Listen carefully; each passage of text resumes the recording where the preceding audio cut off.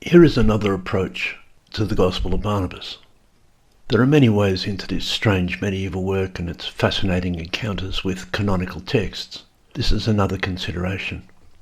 Let us ask, to what extent is the name Barnabas integral to it? Perhaps the name Barnabas has been added to this material at a late stage. There can be a case made, for example, that the name Barnabas has replaced the name Thomas in this text, and so perhaps the material is Thomasine, and the name Barnabas has been substituted. The name Thomas might fit the docetic nature of the Gospel with its theme of mirroring and twins. But when we consider the etymology of the name Barnabas, there can be no doubt that it fits the material we find in the text. The generally accepted and natural etymology is Barnabi, son of the prophet. And sure enough, throughout this gospel we find references to the sons of the prophets, the followers of Elijah. A gospel featuring the sons of the prophets matches the name Barnabas in obvious ways. But here is the twist. In the canonical text, we are given a spurious etymology. In Acts of the Apostles, we are specifically told that the name Barnabas means son of exaltation. No, it doesn't. It is true that prophets exhort, and so the idea is perhaps not unrelated, but the canonical text deliberately supplies a false etymology. The Greek word exaltation is in fact parakletos.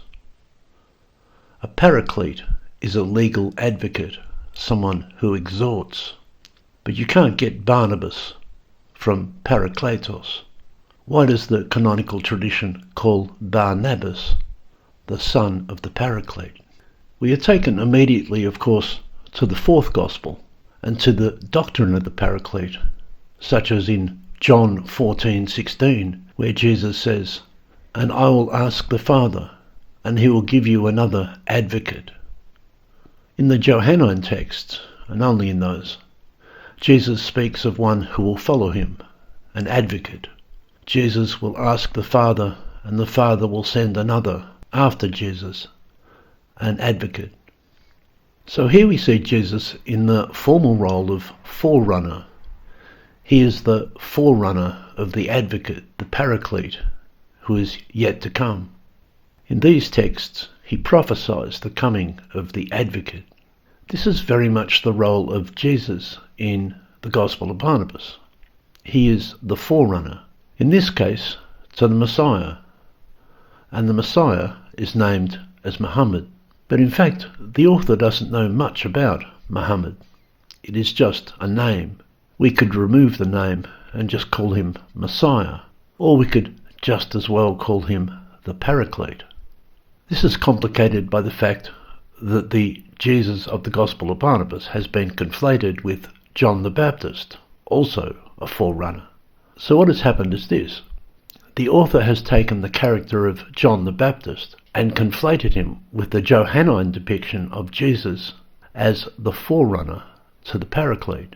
He thinks that John the Baptist and the Jesus of the Johannine Gospel is one and the same, a holy man who was the herald of one yet to come.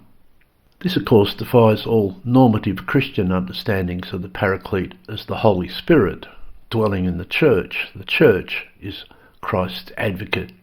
But in this Gospel, Barnabas, called the son of the Paraclete in Acts, presents Jesus as forerunner and the Paraclete, that role, the one who was yet to come, as Messiah. When this work was Islamicized, this Messiah was given the name Muhammad, contrary to Islamic understandings. For all of that, though, there is a strand of Islamic apologetics that proposes that Muhammad was the Paraclete of the Christian tradition, and so we can see how this configuration has taken shape. Nevertheless, these two etymologies of the name Barnabas assuredly match the content of the work, as Barnabi, the son of the prophet, We find a wealth of extra-canonical material featuring the sons of the prophets, evidently primitive Carmelite material, with a distinctly Elijah spirituality.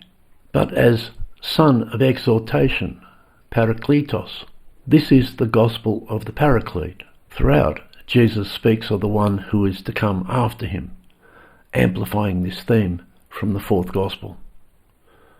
There is the implication that this portrayal of Jesus in the fourth gospel is John the Baptist material that has leaked into the Jesus tradition. The Gospel of Barnabas helps us see this.